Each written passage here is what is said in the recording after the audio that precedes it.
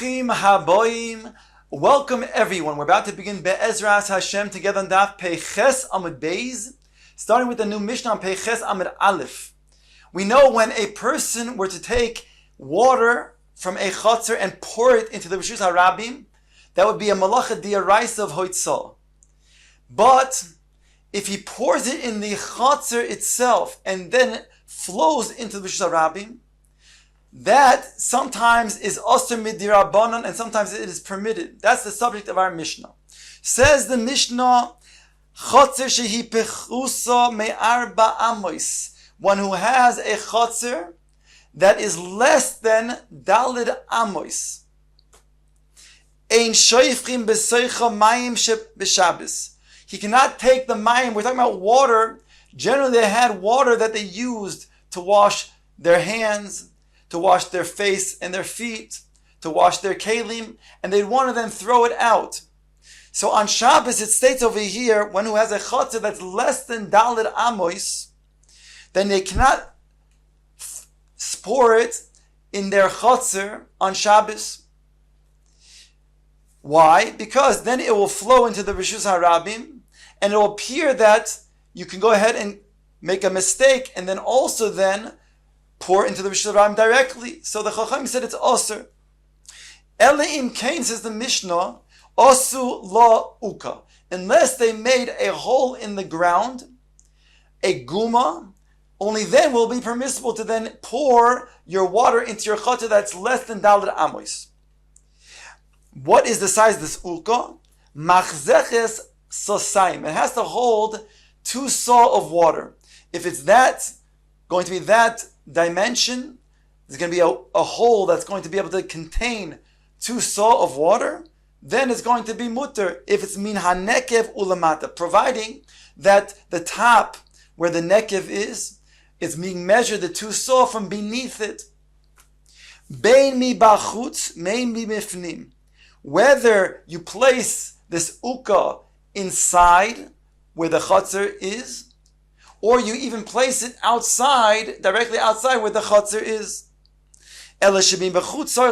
However, if you place this uka outside of the chotzer in the Rishus HaRabim, then you have to cover it.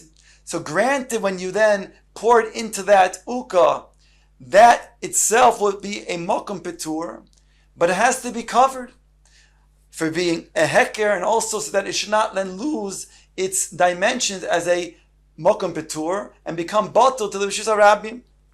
Mi bifnim ein sorich likmor. However, if you put this uka inside of the chotzer, then you do not need to cover it. The Mishnah goes on to say, Rabbi Eliezer ben Yaakov Oimer, biv shehi kamor arba amos b'Rishus HaRabim shoifchin lesoichoy mayim b'Shabbos. He says if you have a beev is a drain pipe, and you have that covered for a distance of dalid amos, so it's dalid by dalid amos in the Rishus HaRabim, then you can go ahead and shoifchin inside of this beev the water on Shabbos, because since it's going to be absorbed by this area of the beev that's enclosed, so therefore, even if it ends up getting in the Rishus HaRabim, it wasn't intentional, it's going to be absorbed beforehand.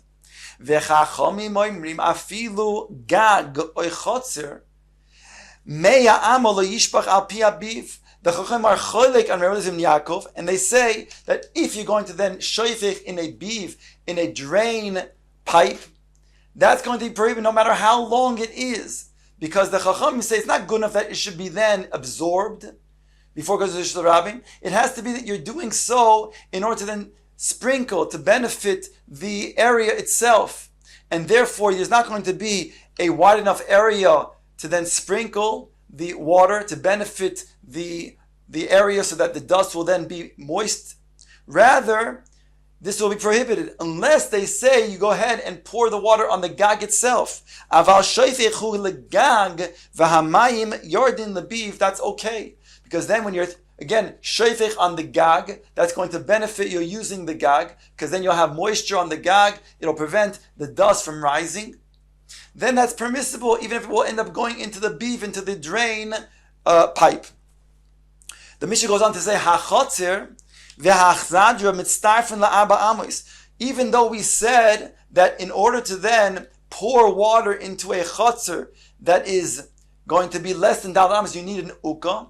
What constitutes a chotzer of Dalet Amos? Here the Mishnah says that it's going to then be allowed to then mitztaref to achzadra as well to make it Dalet Amos. If you have two aliyos, if you can picture, you have a small chotzer less than Dalet by Dalet Tfachim, and on both sides, you have on one side, you have an aliyah where people live with their merpeses, and you have another on the other side, an aliyah where people live on their merpeses. It says in the Mishnah that the one on one side made an uka. It made this guma that we're talking about to be able to then pour forth its water, but the other side did not. So it states over here, zu keneged zu, they're opposite each other. Miksasen asu uka, umiksasen lo asu uka. One side made it, and the other one did not make its whole. Esha asu uka mutar, esha lo asu uka asuri. The side that made the uka, the guma, is permitted to then pour its water. We'll learn on the merpesis and allow it to flow into the uka, whereas the other side cannot. The Gemara will explain. Now asks the Gemara on the ratio of the Mishnah, that which it stated that if it's going to be a chotzer less than Daled Amos, that you need to make an uka. But if it's already Daled Amos, the diuk is, and that you would not need to make an uka. You can go ahead and pour forth your water. Ask him, my taima. Omar Rabbi mipnei she'odam osri listapek sosayim mayim bekol yom. Because typically a person has an average amount of sosayim of water that he uses on a daily basis. That means to say, again, he uses it for washing his face, maybe his hands and his feet, for his kalim. So that amounts to be 2 saw a day. And therefore, you have to have an uka that's going to then be a hole that's going to be filled at least 2 saw. And therefore, that's if it's less than Daled Amos. Be'arba Amos, Odam Roitze Lezolfon. If it's the 4 Amos, the chotzer, a person wants to then sprinkle water to then maintain the chotzer by then limiting the dust from going into the air and making it moist so they can use the chotzer. However, pachos, on top of Peches Amud Beis, pachos midalid shoifchan. But Rabbi says if it's less than dalid amos in this chotzer, then a person will then spill it out. He's not going to be able to use anyways the area of the chotzer. So he's not makpid, and therefore he'll be shoifich the mayim instead of being mezalif, instead of being sprinkling the water. Idi avid uka shari, idali osur. However, therefore, since a person would just be shoifich the mayim, so therefore, if he made an uka, he made a guma, then it'll be mutter. But if he did not, then it's also because he doesn't want that water, and therefore he's going to be then shoifich the mayim, and it'll go into the Rishus Rabbim. So therefore we'll say midirabbanan it will be a problem unless he makes the uka. That's the opinion of Rabba. Why the difference between less than Daled Amos versus Daled Amos in the chotzer. Rabbi Zera Omar, Rabbi Zera has a different opinion. Daled Amos toimei. He's saying if it's Daled Amos, then the water will then be absorbed. It'll dissipate. It'll go into the ground. But if it's not Daled Amos, it will not. And therefore, that's going to require to have a guma if it's less than Daled Amos, because the guma itself, that's going to be 2 saw, will absorb the water. Ask the Gemara, my Beinai, what's it between the 2 opinions between Rabba and Rabbi Zera? Answers the Gemara, Amar Abaye, Orich v'kotin ike benayu. If it's long and narrow, that would be the nafkamina between these 2 opinions. According to Rabba, so as long as you have the area, according to Rabba, he's saying that it's a matter of sprinkling the water and maintaining the chotzer. So then he would say that that's only going to be, if there's going to be dalid al dalid amos, then it's going to be a significant area. But if it's going to be an area that is, let's say, 8 by 2 amos, so then you're not going to then use that area whereby it's going to be a problem, and therefore you'd have to make an uka. Whereas according to Rabbi Zera, it doesn't make a difference if it's Dalid by Dalid Amos specifically. So long as you have 16 Amos is the area, even if it's going to be 8 by 2 Amos, that's going to be enough to absorb the water. Tnan, the Gemara brings the Mishnah, Chotzer v'achsadr mitztarfen l'dalid amos. It states in our Mishnah that the size of the chotzer we're talking about can be mitztaref, can be joined together with the achsadr to make the dalid amos. So bishlema Rabbi Zera is necha. According to Rabbi Zera, so then it's very good because even it's not going to have the configuration of dalid al dalid amos. So long as it's going to be 16 amos of an area, so we don't care that how it's going to be configured. So therefore you can go ahead and mitztaref the achsadra together with the chotzer. Elo l'Rabba kasha, but according to Rabba, it'll be difficult because we don't have necessarily in dalid amos area, since we're going to mitztaref with the achsadra. On that the Gemara answers, Targama, Rabbi Zera aliba de Rabba. The bar plukta of Rabba, Rabbi Zera himself, explains that it's not a kasha on Rabba. Because we're talking about an achsadra that goes the entire face of the chotzer, whereby it makes at least a dalid al dalid amos area. So not a kasha on Rabba either. Now the Gemara asks one of the Braisa, Toshma, chotzer she'ein ba dalid amos al dalid amos. Ein shoifchin letoicha mayin b'Shabbos. It says over here, if it's not going to be dalid al dalid, you cannot spill your water on Shabbos. So here's Masha, it has to be dafka dalid al dalid. Bishlama l'Rabba nech. According to Rabbo says that the reason is mizalef to sprinkle the water, so then you need an area dafka dalid al dalid. So it's very good what the Bryce is saying. But Elo Rabbi Zera kasha, according to Rabbi Zera, it's difficult because after all, it doesn't have to be dafka dalad dalid like the Bryce is saying. So it must be that it's not like Rabbi Zera. Ask the Gemara. Omar loch Rabbi Zera will answer, Ha mani rabbanani. This Brysa is authored by the Chachamim, who require that there be a mezalef to be sprinkling the water. They are not satisfied with that the water being absorbed, and therefore they require that it be dafka dalid al dalid. Umas Nisan, however, our Mishnah, Rabbi Eliezer ben Yaakov, this is Rabbi Eliezer ben Yaakov, who does say that as long as the water is going to be absorbed in the ground, then it's sufficient. Therefore, it doesn't make a difference what the dimensions are, so long as it's going to have an area of at least 16 amos. Ask the Gemara, my doichked Rabbi Zera, the ukman masnising Rabbi Eliezer ben Yaakov. What forced Rabbi Zera to learn that our Mishnah is authored by Eliezer ben Yaakov? Omar Rabbi explains, Masnisa Kishise. He had difficult, the Mishnah, the language of the Mishnah is difficult. It states in the Mishnah, my area detani chotzer pechusa. Why does the Mishnah say a chotzer that is pechusa from Dalet Amos, that is lacking of Dalet Amos? Listni chotzer shein bo Dalet Amos al Dalet Amos. It doesn't have Dalet al Dalet. Since the Mishnah didn't say that it doesn't have Dalet al Dalet, it's mashma that it doesn't have the area of Dalet al Dalet.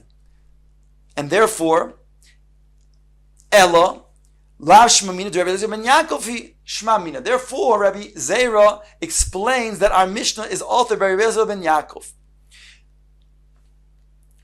Ask the Gemara, V'hamid the Seifa, Rabbi Eliezer ben Yaakov, Reishal Lav Rabbi Eliezer ben Yaakov.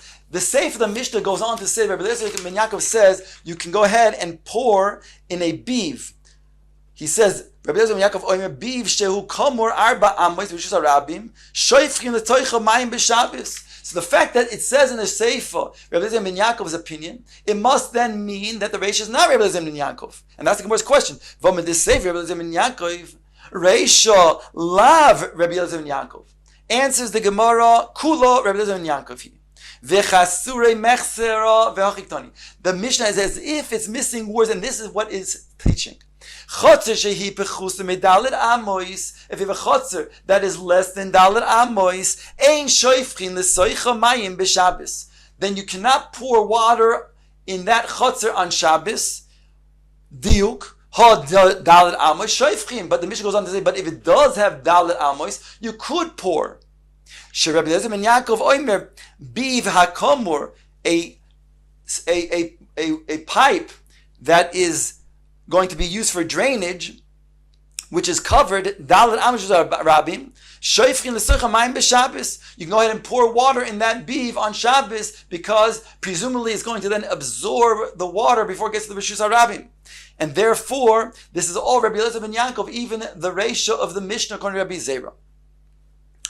The Gemara now quotes the Mishnah of Rabbi Eliezer ben Yaakov, Oimer Biv HaKomer, which just said, if you have a drainage pipe, he says you can pour it in there and it'll be covered and it'll be absorbed into the ground.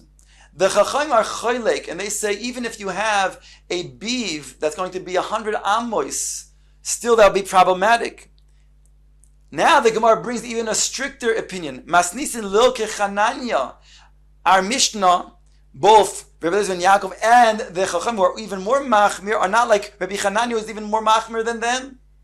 The Tanya, because it states in the Brisa, Chananya oimer, afilu gag meya amo, lo yishpoich lefi she'ein hagag asui livloya ala lekaleach. Even if the gag itself is meya amo, you can't pour onto the gag because it's not going to be absorbed. It's going to flow out. In other words, the Chachamim said you can pour on the gag even if it's going to the beef. That's okay, because you're not pouring directly into the beef. But Rabbi Chananya says over here that you cannot even pour it onto the gag altogether. He's concerned because that itself would be considered to be then using it. It's going to flow. Where's it going to flow? Into the beef. So the Chacham said that's indirect. Whereas Chananya is concerned about these more machmir and says even that would be prohibited. Tana, the Gemara brings a braysa bameh devarim amurim. That which we said that you need to make an uka, you can need to make a guma, a hole in the ground when the chotzer is less than daled amos. When are we referring to? Says the Brisa biyamois hachamo, in the summer, in the hot days where it's not raining. Aval biyamois hageshomim, in the rainy season, shoifech v'shoine ve'enoi nimno. You can go ahead and pour as much as you would like without refraining, without being nimno. My time, I asked the Gemara, what's the reason? Why during the rainy season is there no limitation to pouring out the water? Omar Rava explains, because he says when it comes to the rainy season, there's a lot of water coming from the rain, so a person doesn't mind if the water remains where it is in the chotzer. And therefore, if it ultimately is going to go into the Rishus HaRabim, which it probably will, it doesn't bother him. He's not doing it for that purpose. So therefore, it's not going to be awesome in the Rabbanan. Omar le'abaye v'harei shoifchin da'odam roitze she'ibalu. Behold, it says when it comes to shoifchin, when it comes to then spilling out the water into the beef, which is even the oirech of meya amma, there the Chachamim said, even though it's going to be, even though he wants it to yibalu, he wants it to absorb, it says v'chitani lo yishpoich, the Chachamim said you can't do that. So here we see that doesn't make a difference, the fact that you want or don't want. Answers Gemara, when it comes to the rainy season, what is the concern? After all, if you're going to say because the chotzer is going to be muddied up as a result of throwing the water, and therefore he doesn't want it. No, it's going to be muddied up anyways because of the rain. So that's not a concern. If you're going to say that people will see that a person's water is then going through, his pipe is going out to the Rishus HaRabim, and therefore they're going to think that it's permissible to go ahead and pour into the Rishus HaRabim from the Rishus HaYachid. No, stam tzino is mekalchim heim. When it comes to the rainy season, the waters are all going through the pipelines out into the Rishus HaRabim. So they're not going to be concerned about that either. So the only concern the Chacham had was it's not raining. So you can't ask them a question from there to the rainy season. Omer Rav Nachman. Rav Nachman said a different explanation of this brisa. Unlike what we just learned according to according to Rava, who makes this distinction as when it comes to the rainy season, that the rainy season, the water, he doesn't care that the water is not going to be absorbed in the ground because there's a lot of other water. Says Rav Nachman to explain the chiluk.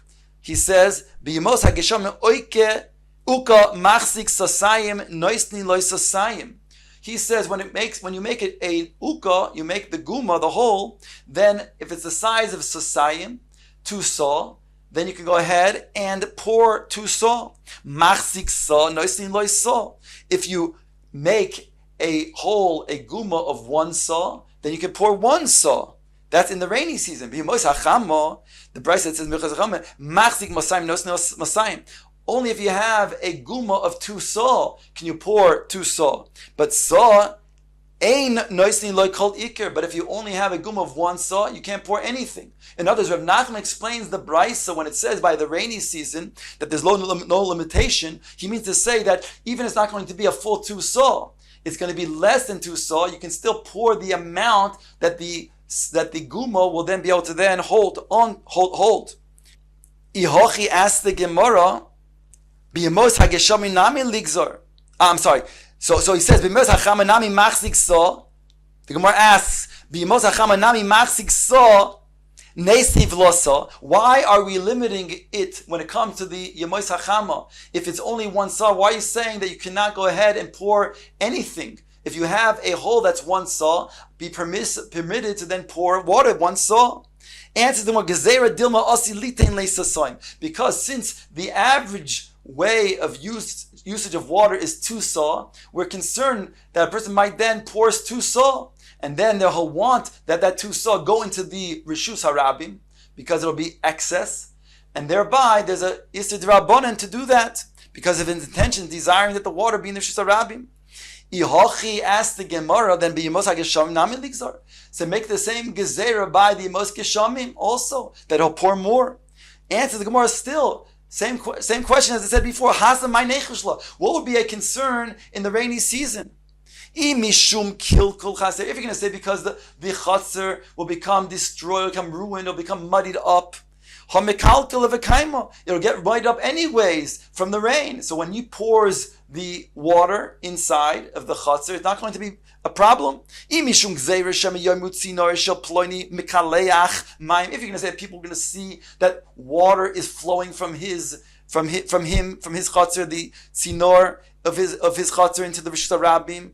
Some stamikan mitzinoras mekalchinheim. All of the tzinoras are going to be flowing with water because of the rainy season, because of the rain, and therefore that wouldn't be a concern either. So therefore, there's not a kasha over here to explain that when it comes to the dry season, that you're limited to 2 saw, and if it's anything less, then you can't pour water whatsoever because of a gezerah. People will think that you can go ahead and pour into the rishus harabim. Omar Abaye. Abaye then says, Hilkach afilu kurva afilu kurayim. If in the rainy season it doesn't make a difference because anyways there's mud, and anyways that we're not worried about people thinking that you're pouring from the chatzar into the rishus harabim because all the tzinoros are filled with water because of the rain. So then says Abaye, then even if it's going to be a kur, even if it's going to be kurayim, a kur is 30 saw, which is a tremendous amount, then it should also not be a problem. So it comes out that Abaye seems to be circling back to the first opinion, the Rav's explanation of the Brisa, that makes the distinction between the rainy season and the dry season. The rainy season, he says, there's no limitation. You can pour as much water as you would want in that chutzner. The Gemara now quotes the seif of our Mishnah, V'chein shtei diyut ois zu keneged zu. When you have 2 aliyos, we said 1 on each side, and in between is a chutzner less than dalid amos. So it's stated in the Mishnah, if one side made a uka, made a guma in the ground, and the other side did not, so we're talking about where the one who made the guma can use that guma, that uka, by pouring water on his mirpeses and letting it flow into the chatzar below where the uka is. Says the Gemara, Omar Rove, afilu irvu. Rava says even when they made an eruv together. Ask the Gemara, Amar Abaye, my taima. If they made an eruv together, then why can't the other side also then use the chatzar down below? After all, there's no issue of bringing the water from where they are residing to the chatzar down below. If you're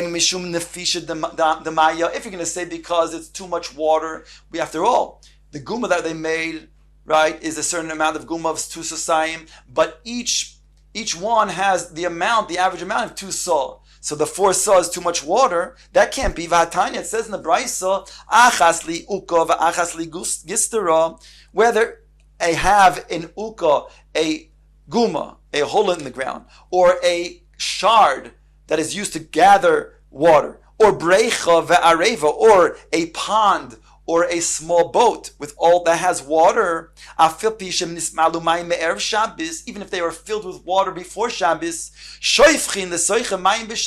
you can still pour water on them on Shabbos. So we're not worried about afishe maya. That's not a concern. So ask the Gemara, what is the concern? Why, if you made an eruv, would there be a problem with the other side using the chatzir down below by pouring their water in?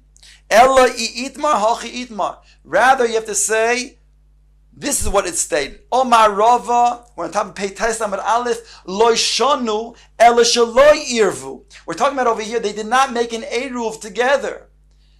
Aval irvu mutar, but if they did, it would be mutar. If they did not make an eruv together, then how could the one who did make the uka down below, how can they go ahead and then shoifech mayim into the chatzir? The answer is because they're shoifech onto their merpesis, and their merpesis then, the water flows from their merpesis indirectly into the chatzir down below. And ask the Gemara, v'chilo irvu my time below, if that's the case, then why can't the other side also do the same thing? Also indirectly shoifech the mayim onto the merpesis, and the merpesis then it will flow ultimately into the chatzir below. Answers the Gemara, Amar Rav Ashi, Gezeira dilma osi la'apuki memani debatim lahasam. No, the reason he says Rav Ashi to explain is because the other side doesn't have the uka, the guma that is right beneath them. Therefore, they don't want to have the water fall down below and muddy the chatzir where they are located down below. Therefore, they'll take the kelim that are filled with water, and they might then come down to the chatzir and pour their water into the uka. And that would be a problem of then using the chatzir and transferring from their bayis or their merpesis to their chatzir without an erev chatzeros. And that's prohibited. Hadron aloch ketzad mishtatfin.